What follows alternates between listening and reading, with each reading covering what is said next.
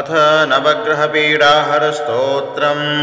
ग्रहाणामादिरादित्यो लोकरक्षणकारकः विषमस्थानसम्भूतां पीडां हरतु मे रविः रोहिणीसुधामूर्तिः सुधागत्रसुधासनः विषमस्थानसम्भूतां पीडां हरतु मे विदुः भूमिपुत्रो महातेजा जगतां भयकृत्सदा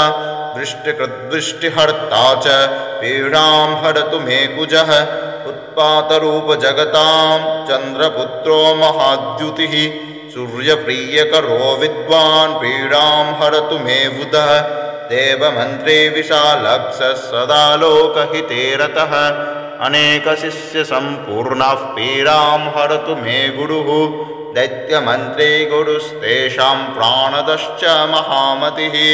प्रभुस्ताराग्रहाणञ्च पीडां हरतु मे भृगुः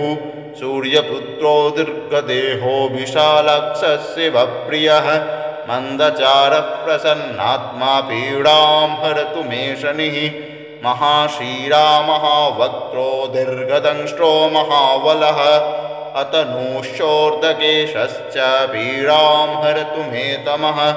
अनेकरूपवर्णैश्च शतशोऽथ सहस्रशः उत्पातरूपजगतां पीडां हरतु मे शिखिः